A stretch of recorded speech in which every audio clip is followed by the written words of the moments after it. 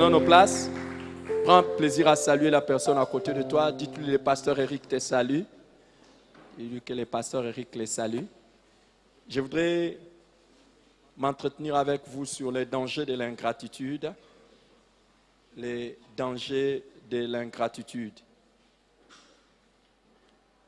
Pour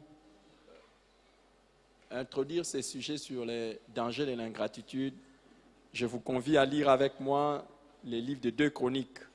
Une histoire dans le livre de 2 Chroniques, chapitre 32, du verset 24 au verset 30. 2 Chroniques 32, 24 à 30. Voici ce qui est écrit. À cette époque-là, Ézéchias fut atteint d'une maladie mortelle. Il pria l'Éternel et l'Éternel lui adressa la parole et lui accorda un signe. Dans d'autres versions, on dit un prodige. Cependant, Ézéchiel ne répondit pas au bienfait qu'il avait reçu, car son cœur devint orgueilleux, si bien que la colère de l'Éternel reposa sur lui, sur Juda et sur Jérusalem. Alors Ézéchias s'humilia de son orgueil, de même que les habitants de Jérusalem, de sorte que la colère de l'Éternel ne vint pas sur eux pendant la vie d'Ézéchias. Ézéchias eut beaucoup de richesses et de gloire. Il eut beaucoup de richesses et de gloire, et il se fit des réserves d'argent, d'or, des pierres précieuses, d'aromates, des boucliers et de tous les objets qu'on peut désirer. Des entrepôts pour les récoltes de blé, de vin nouveau et d'huile. Des étables pour toutes les sortes de bétail et des troupeaux pour les étables. Et il se construisit des villes et eut de nombreux troupeaux de petits et de gros bétail. En effet, Dieu lui avait donné des biens considérables. Ce fut aussi lui, Ézéchias, qui boucha l'issue supérieure des eaux de Guillon pour les diriger vers le bas, pour les diriger plus bas vers l'ouest de la ville de David. Ézéchias réussit dans tout ce qu'il entreprenait. Amen. Je prie que toi aussi tu réussisses dans tout ce que tu entreprends. C'est une histoire qui fait suite à l'intervention de Dieu dans la vie d'Ézéchias. Ézéchias était l'un des rois de Juda. Et Juda, c'est la partie d'Israël qui était séparée d'Israël du nord, parce qu'il y avait les autres tribus, les 10 qui étaient partis au nord, et 2 tribus étaient restées à Juda, qui avait la partie du nord avait pour capitale Samarie, la partie sud avait pour capitale Jérusalem. Alors l'un des rois qui était en Israël, en Juda, c'était Ézéchias, et il était un roi qui faisait beaucoup de choses, beaucoup de bonnes choses.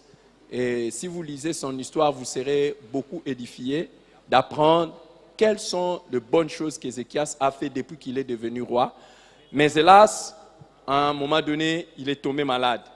Et quand il est tombé malade, Dieu lui a envoyé un prophète. Un prophète, c'est Ésaïe que Dieu avait envoyé pour venir lui dire que le temps était fini pour lui. Le temps était fini pour lui et qu'il devait préparer ses affaires parce que Dieu avait décidé que sa vie puisse s'arrêter. Mais Ézéchias a fait la prière. Quand Ézéchias a fait la prière, la Bible dit qu'il a versé d'abondantes larmes. Il a prié et il a montré à Dieu toutes les bonnes œuvres qu'il était en train de faire. Et Dieu a eu pitié de lui et il a retrouvé sa santé.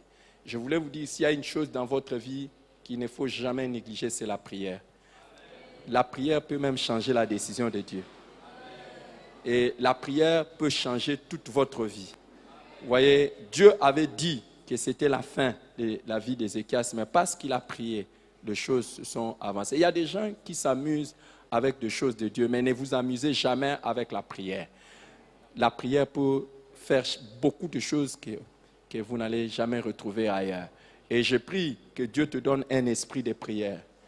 Et l'esprit de prière que tu vas avoir, que ce soit un esprit de prière qui va avoir aussi pour effet la prolongation de ta vie. Je prie que Dieu te donne une vie de prière qui va faire en sorte que là où tu devais t'arrêter dans la vie, mais que Dieu t'ajoute de jours, que tu ailles plus loin. Tu n'as pas donné le meilleur amen. Franchement, il y a des gens qui veulent partir tôt au ciel. Et ça serait bon, allez, et ce n'est pas vous qui allez nous préparer des places. C'est Jésus qui allait préparer des places pour nous. Donc si vous allez avant, ne pensez pas que vous allez aller faire la décoration et l'entretien de nos chambres là-bas. ou de nos maisons. Vous n'allez rien construire là-bas. D'ailleurs, de toute façon, celui qui part tôt ne nous précède pas. Il va seulement se reposer. C'est pour ça que moi, je préfère, au lieu de me reposer, continuer à faire des bonnes œuvres pour que grande soit ma récompense au ciel. Alléluia. Qui est d'accord avec moi que cette année, il ne mourra pas, il va continuer à vivre et il va continuer à faire de bonnes choses avec Dieu. Alléluia. Et Dieu a guéri miraculeusement Ézéchias. Et pour que Dieu le guérisse, il a fallu que Ézéchias montre à Dieu toutes les bonnes choses qu'il était en train de faire. Il a montré à Dieu de bonnes choses. Dieu a dit, ok, tu ne vas pas mourir, je vais te donner la vie. Mais il y a des gens ici, si Dieu regarde seulement leur vie, c'est mieux qu'ils puissent mourir même maintenant. Parce qu'ils sont en train d'abîmer la terre. Et il n'y a rien sur cette terre que Dieu peut se souvenir de cela. Vous savez, une partie de la prière, l'une des parties de la prière, je parlais de plusieurs sortes de prières, il y en a au moins 25 sortes de prières. Parmi les sortes de prières, il y a aussi les prières de revendication, où tu revendiques à Dieu certaines choses à cause de ce que tu as fait. Et Ézéchias a revendiqué à Dieu. Et c'était un homme juste, c'est un homme bien. Mais il y a une chose qui est arrivée, et c'est ce qui arrive aussi à beaucoup de gens, même s'ils sont bien, même s'ils sont des chrétiens, même s'ils sont des enfants de Dieu, même s'ils sont le peuple de Dieu, cette chose peut leur arriver. À un moment donné, quand Dieu l'a guéri, la Bible nous dit qu'il est tombé dans l'ingratitude. Il n'a pas été reconnaissant envers Dieu. Et à cause de cela, beaucoup de choses sont arrivées. Je voudrais retirer avec vous 5 leçons de cette histoire avant de commencer à donner les dangers de l'ingratitude. La première leçon, c'est qu'on peut répondre ou non à un bienfait de Dieu. Quand Dieu fait quelque chose pour nous, on peut répondre ou on peut ne pas répondre. Donc il y a des gens qui peuvent venir à Dieu et dire merci. Et j'aimerais que vous puissiez noter dans vos Bibles, dans vos blocs-notes plutôt, et souligner dans vos Bibles l'histoire des 10 lépreux dans Luc chapitre 17.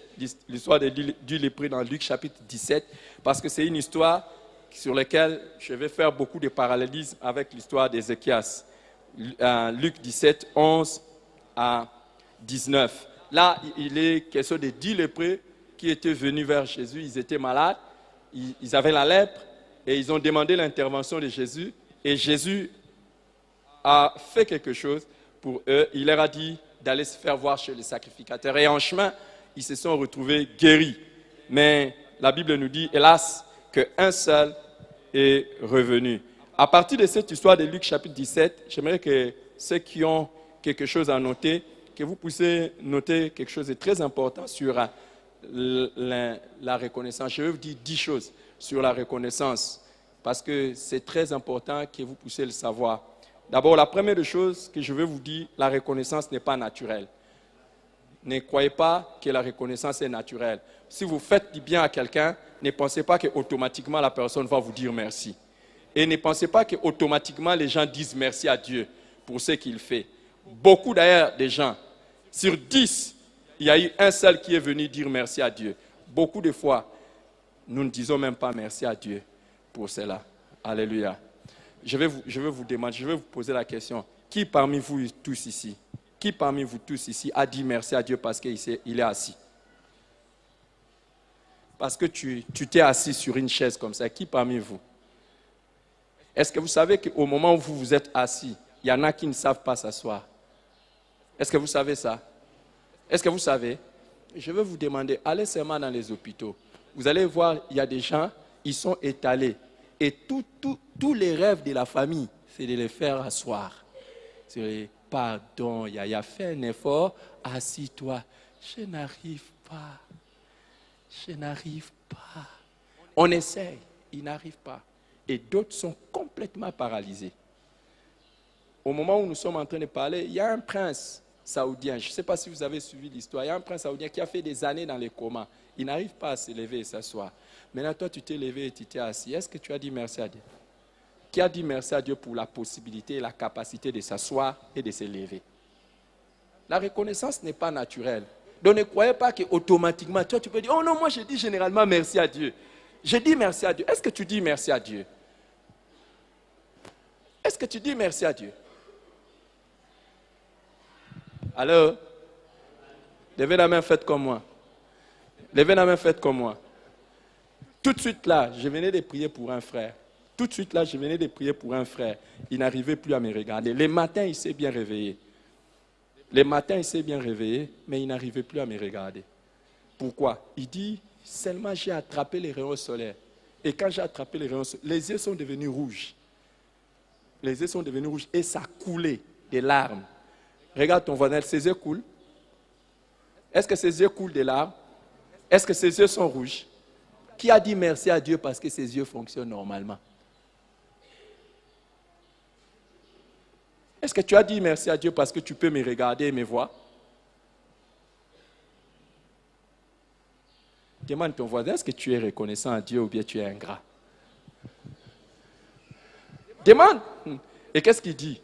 Certainement, il ne va pas dire qu'il est un ingrat. Ce n'est pas naturel. Il y a eu 10 personnes que Jésus a guéries. Un seul est revenu. Moi, je prie et je demande à Dieu que je sois parmi les gens qui sont reconnaissants à Dieu. Je prie à Dieu. Et la deuxième chose, c'est que je voulais te dire, tout le monde n'est pas ingrat. Tout le monde n'est pas ingrat. Il y a des choses pour lesquelles toi tu ne dis pas merci à Dieu. Mais je veux vous dire, il y a des gens qui disent merci à Dieu. Ça, c'est très important de le noter. La troisième des choses que je veux vous dire, c'est que la reconnaissance est la marque d'une bonne éducation. Quand quelqu'un sait dire merci à Dieu, c'est que cette personne a été bien éduquée. De toutes les façons, tout parent normal dit toujours à son enfant, dis merci. Quand on te fait quelque chose, dis merci. Si vous ne savez pas dire merci, ça veut dire que vous n'êtes pas bien éduqué. Et même un chrétien qui ne sait pas dire merci, c'est un chrétien qui a été mal enseigné. C'est un chrétien qui a été mal enseigné. Et la quatrième des choses que je voulais dire, Dieu mérite plus que notre reconnaissance. Ce sont les faits que je suis simplement en train de vous dire pour que vous puissiez les noter. Je reviendrai sur ça peut-être plus tard. Dieu mérite plus que notre reconnaissance. Il n'y a pas besoin de chercher pour savoir si vraiment Dieu a... On doit dire merci à Dieu. Il y a 1 milliard de raisons de dire merci à Dieu. 1 milliard de raisons. Des millions et des milliards de raisons de dire merci à Dieu. Donc si tu ne dis pas merci à Dieu, c'est que simplement tu es un ingrat. Il y a plus de raisons de dire merci à Dieu. Alors Dieu est aussi profondément affligé par notre ingratitude. 5e chose et 6e chose, les hommes ne réalisent pas souvent les bienfaits de Dieu à leur égard. 10 ont été guéris, mais un seul est revenu parce que les autres ne réalisaient même pas ce que Dieu a fait pour eux. Et 7e chose, c'est que les hommes s'imaginent mériter la faveur de Dieu. Tous qui ne sont pas revenus, c'était des Juifs. Les seuls qui étaient revenus, c'était un Samaritain. Parce que lui au moins, peut-être il se disait, ah, moi qui suis Samaritain, on a eu pitié de moi. Alors ceux qui ne sont pas reconnaissants, ce sont les gens qui pensent toujours qu'ils méritaient mieux, que c'est grâce à eux que les choses sont telles que ça se passe maintenant là. Et la 8e des choses que j'ai toujours dit au sujet des actions de grâce, c'est que l'action de grâce est un choix. Tu peux choisir ou non de dire merci à Dieu. C'est un choix. Si tu veux, tu dis merci à Dieu. Tu fais quelque chose pour dire merci à Dieu. Mais si tu ne veux pas, il n'y a pas de problème. 9e des choses, c'est que l'action de grâce concerne le passé, le présent et le futur. Une personne qui est reconnaissante peut être reconnaissant à Dieu pour les choses qu'il a fait dans le passé, les choses qu'il fait maintenant et les choses qu'il fera dans l'avenir. Je dis déjà merci à Dieu parce que c'est lui qui me gardera demain.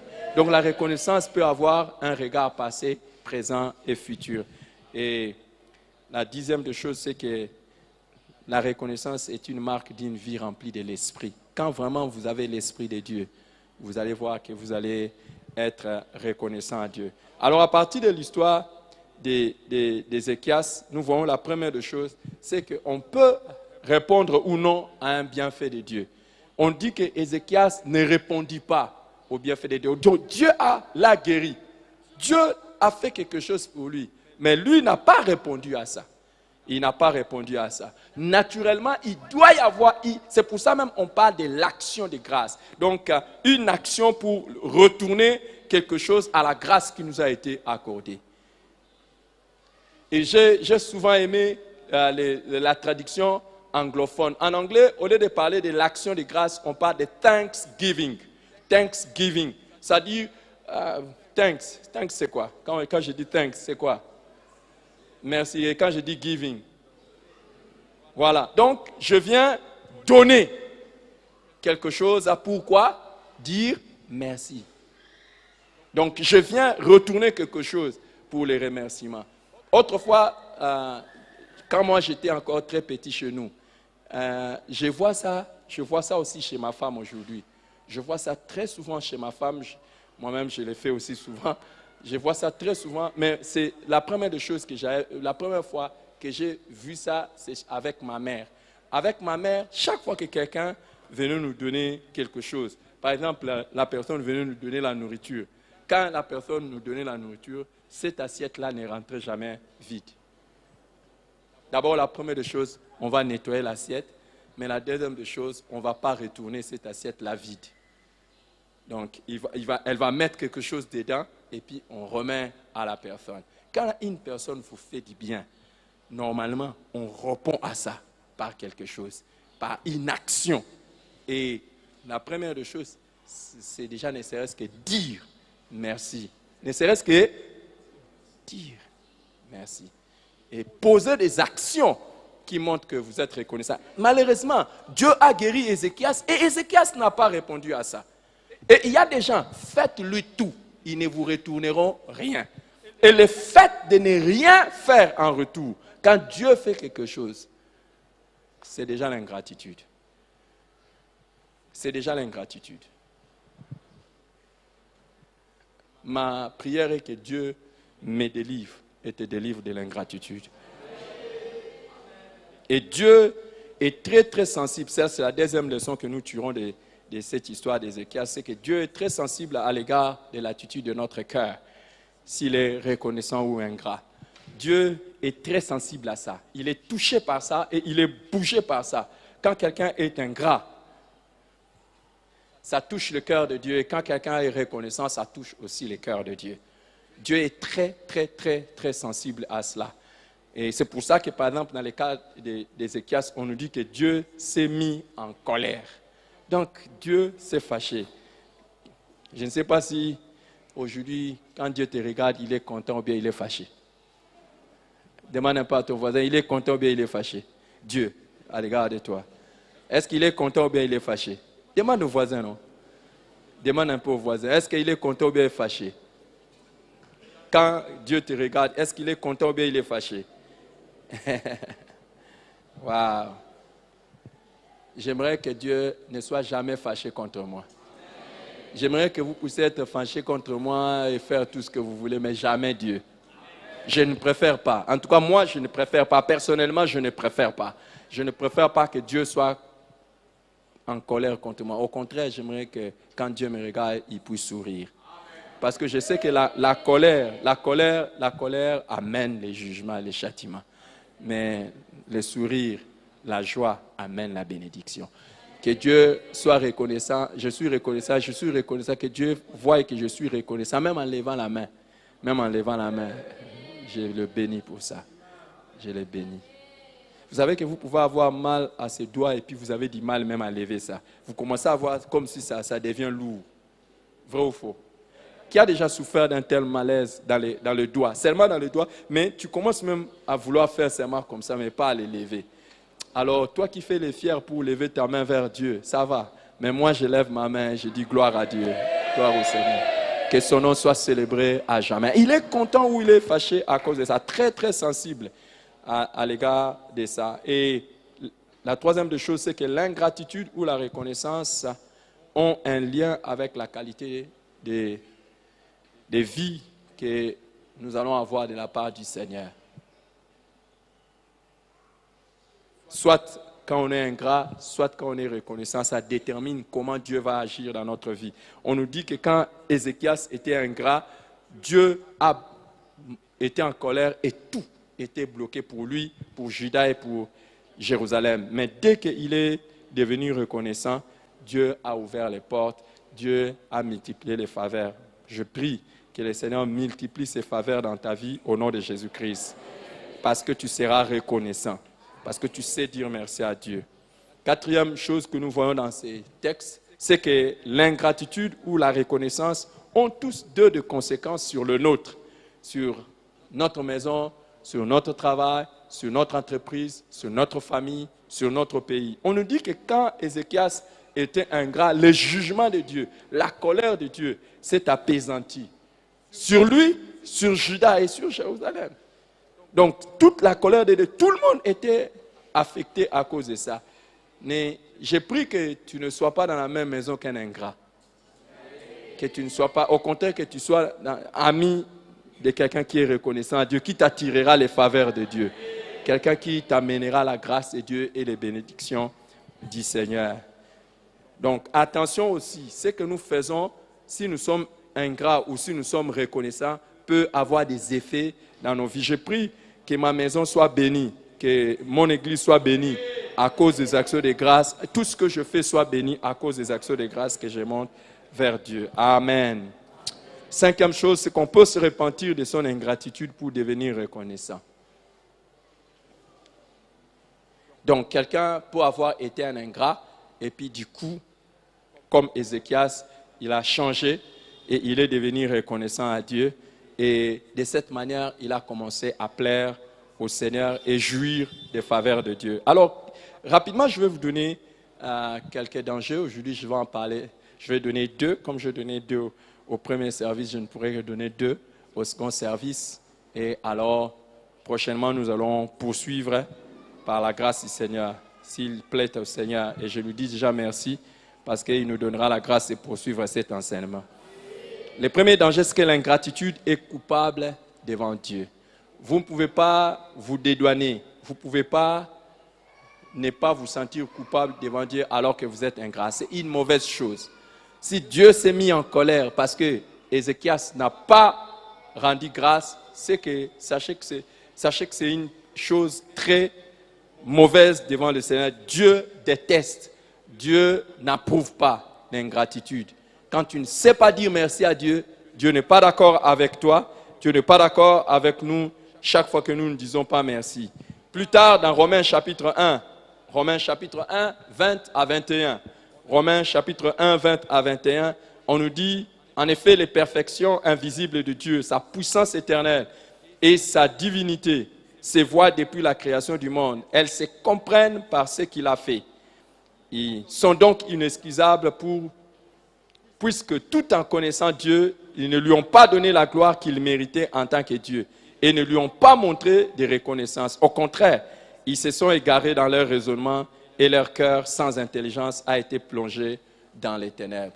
Ici, l'apôtre Paul était en train de parler des non-croyants, c'est-à-dire des païens ou des gens qui n'ont pas Dieu. Il dit, normalement, il n'y a personne qui puisse ne pas croire en Dieu. On appelle dans les jargons théologiques, on parle de ce qu'on appelle la révélation générale et la révélation particulière. La révélation générale, c'est la manière dont Dieu se révèle de manière générale à tout le monde. Et la révélation particulière, c'est la manière dont Dieu s'est révélé de manière spéciale à travers de Jésus.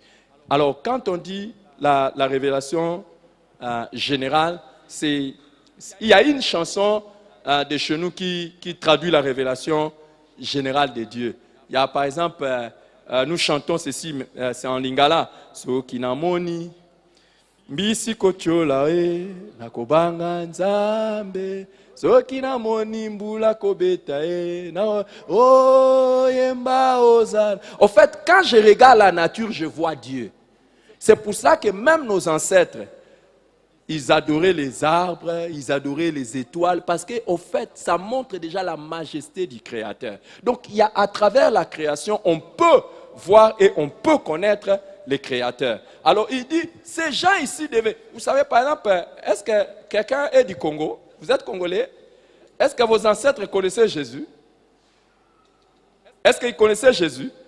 Avant que l'évangile n'arrive, est-ce qu'ils connaissaient Jésus? Mais est-ce qu'ils priaient un certain Dieu? Pourquoi ils priaient un certain Dieu? Parce que justement dans la nature, on voit Dieu.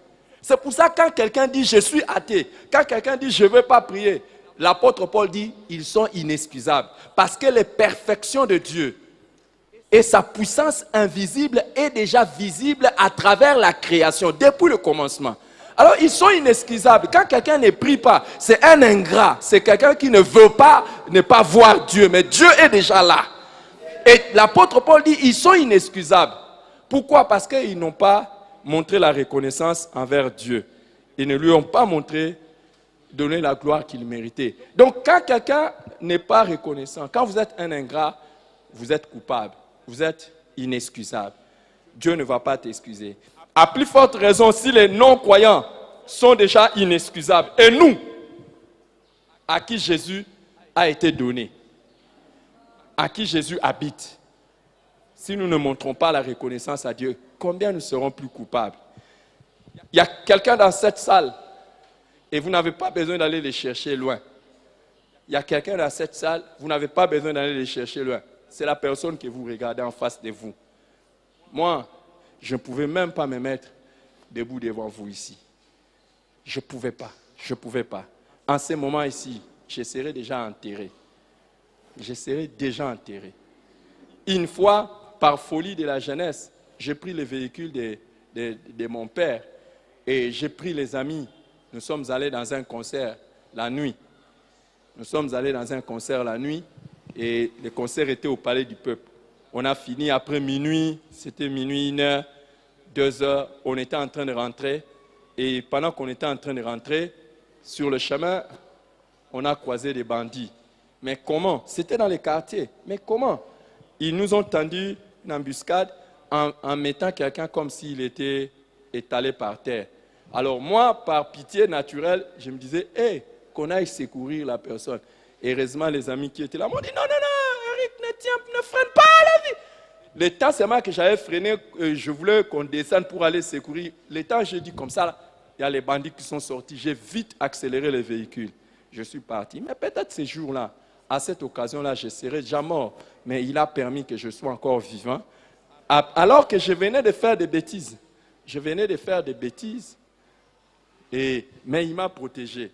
Mais en plus de cela, il n'a pas tenu compte de ça, il m'a sauvé. Si vous voulez savoir quelqu'un que Dieu a sauvé, qui était un grand pécheur, c'est moi. Dieu m'a sauvé.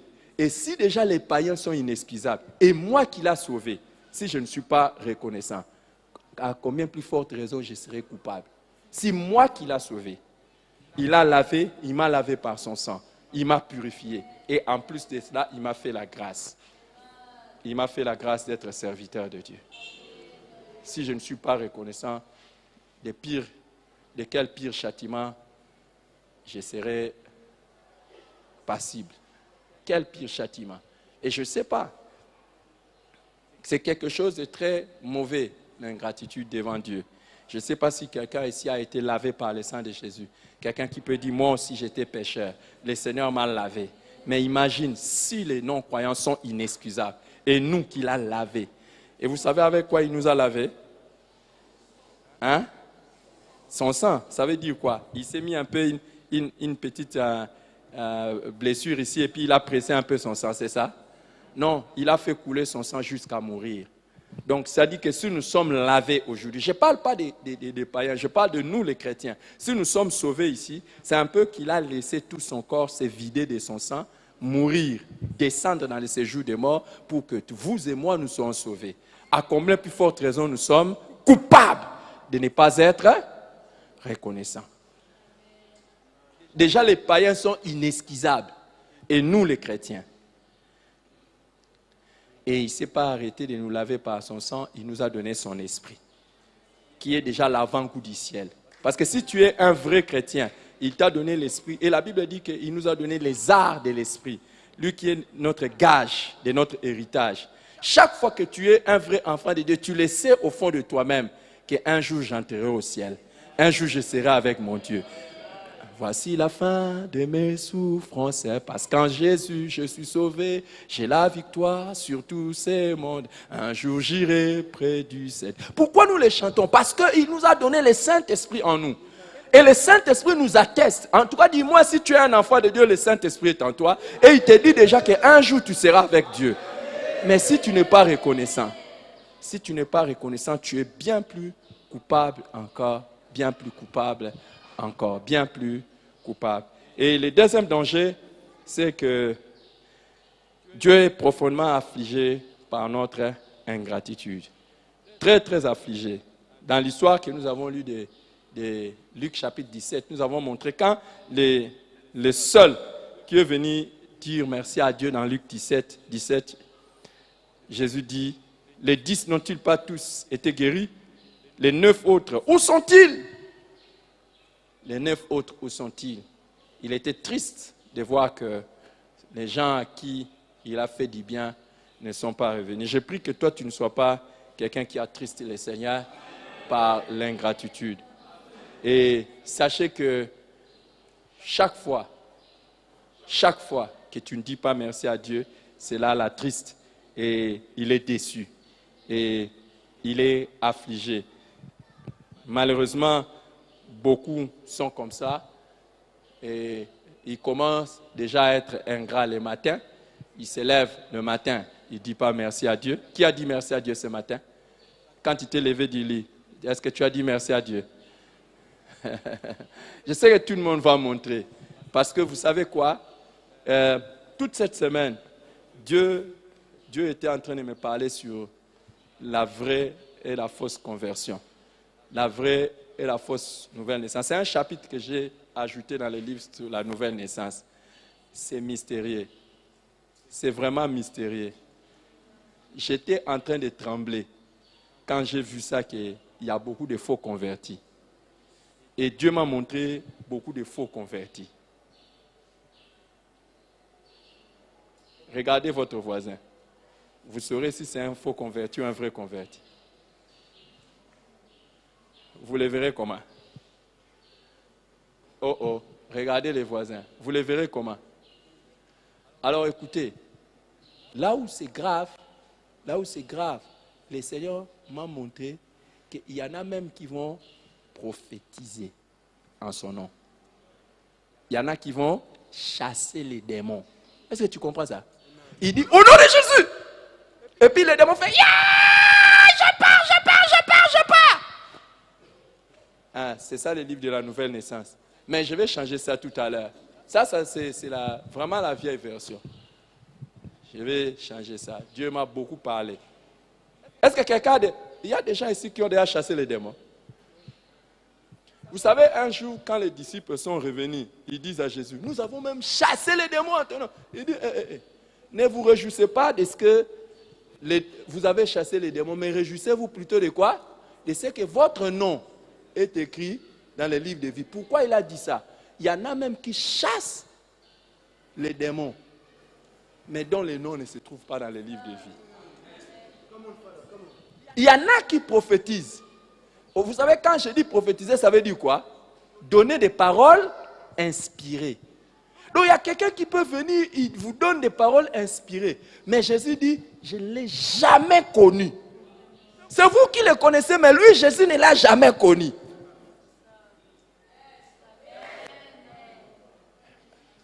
Peut-être ici, on l'a même acclamé. Juste avant de voyager, au mois de décembre, j'ai trouvé un frère. Un frère à qui on prêchait l'évangile quand on était à l'université. Mais une conversion comme ça. Je ne peux même pas dire qu'il était vraiment converti. Et je l'ai vu. Quand je l'ai vu, bon, il est devenu serviteur de Dieu, entre guillemets. Quand je l'ai vu, il a laissé les cheveux, il a laissé la barbe. Je l'ai vu, homme de Dieu, prophète. Il dit, pasteur. Je dis, mais c'est comme ça. Actuellement, pour que tu puisses convaincre les gens que tu es prophète, tu dois avoir un peu un air mystique. N'est-ce pas? Et puis, quand tu es en train de parler, tu prends un peu des airs assez spéciaux. Je sens, je vois, je sens. Il y en a beaucoup qui auront senti, qui auront vu et qui auront dit. Mais Jésus va dire, je vous ai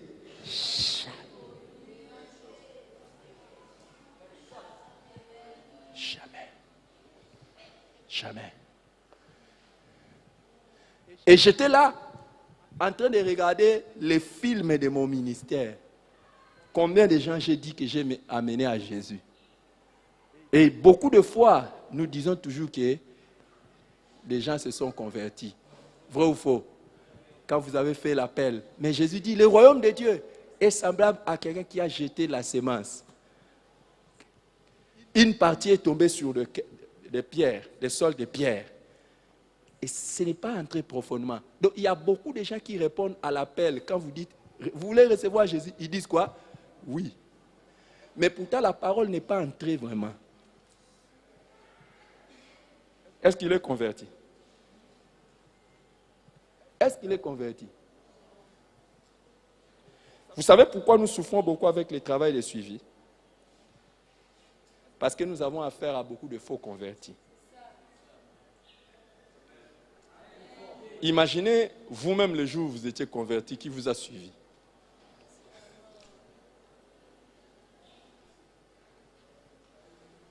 Je vous partage des choses, les amis. J'étais seul dans ma chambre, là d'où je viens, quand le Seigneur était en train de me parler. Et vous savez, Jésus a donné beaucoup de paraboles. Il a donné par exemple la parabole de quelqu'un qui bâtit sa vie sur le sable et la personne qui bâtit sa vie sur le roc. Quelle est la différence? La personne qui bâtit sa vie sur le sable, c'est quoi? Et la personne qui bâtit sa vie sur le roc, c'est qui? Vous connaissez la différence? La personne qui bâtit sa vie sur le roc, c'est la personne qui écoute et qui met en pratique la parole de Dieu. Donc il y a des gens qui écoutent et qui ne mettent pas en pratique la parole de Dieu. C'est-à-dire ils bâtissent leur vie chrétienne comment? Sur le sable. Et je sais, quand je suis en train de parler de la gratitude, de la reconnaissance ou de l'ingratitude, les vrais chrétiens, au premier culte, j'ai vu quelqu'un verser des larmes. Quand j'ai donné des choses pour lesquelles on doit être reconnaissant à Dieu, j'ai vu quelqu'un verser des larmes. Il dit, waouh, waouh, j'ai jamais été reconnaissant. J'ai raconté beaucoup de choses. Je disais beaucoup de choses, les amis, beaucoup de choses. Un phénomène qui s'est passé dans notre église ici, pas loin, dans cette église ici. Un jour, pendant que nous étions ici en train de prier, je crois que la sœur Déborah peut l'attester. Ils étaient avec mon épouse. Un enfant est venu ici dans cette église avec une culotte trouée derrière. Ici, on voyait les fesses. N'est-ce pas?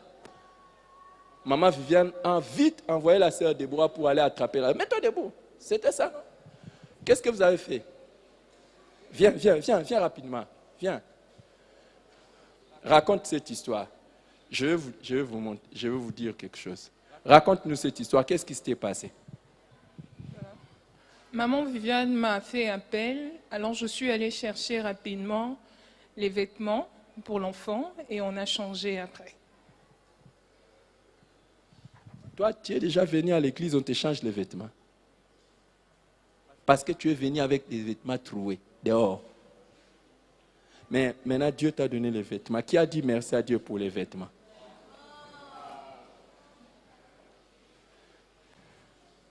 Mais un enfant qui quitte chez lui pour venir jusqu'à l'église avec une culotte trouée dehors. Mais je vais le dire après. Mais vous savez ce que nous faisons toujours? C'est toujours se plaindre. C'est toujours dire à Dieu, j'aurais voulu ça. J'aurais voulu ça. J'aurais voulu ça. Qui a déjà dit merci à Dieu pour la chemise?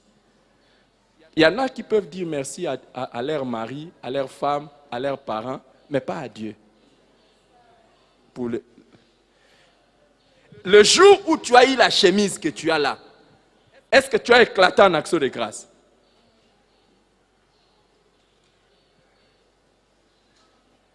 Est-ce que tu as éclaté en action de grâce? Mais je vous dis que votre chemise, c'est un rêve. Prends cette chemise ici, amène ça dans certains endroits. Les gens peuvent se battre pour juste avoir ça. Mais qu'est-ce que tu dis? Est-ce que tu dis merci à Dieu? Est-ce que tu dis merci à Dieu? Et Dieu est triste. Pourquoi?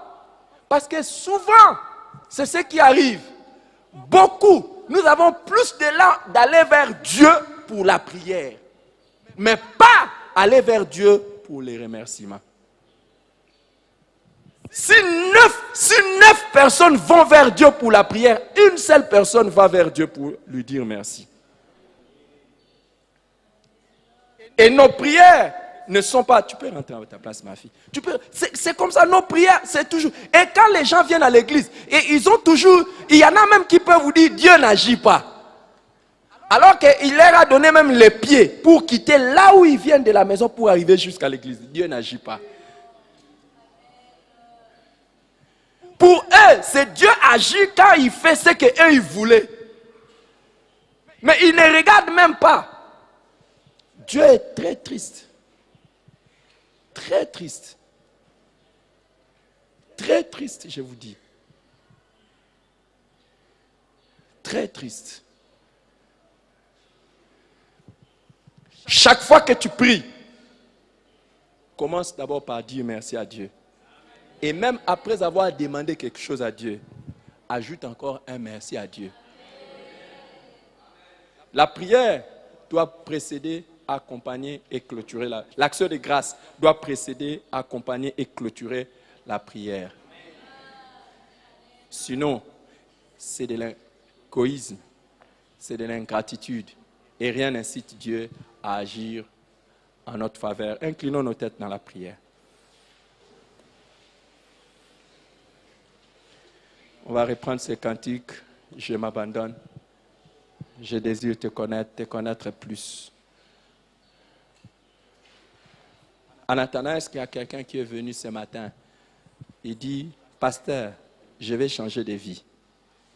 Je veux changer de vie. Je vais changer de vie. Je ne veux pas rester dans les péchés. Je vais changer de vie. Je vais donner ma vie totalement et sérieusement à Jésus pour qu'il change ma vie. Si tu es là, lève ta main.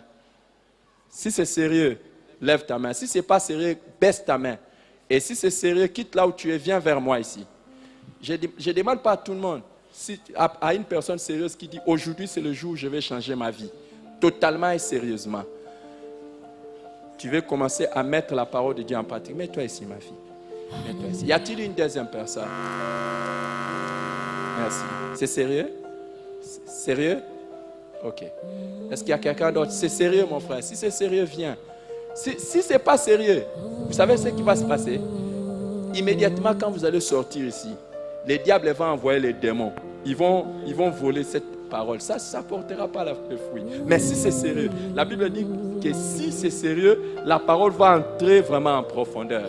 Et toute votre vie va changer. Je ne vous ai pas dit Dieu va vous bénir.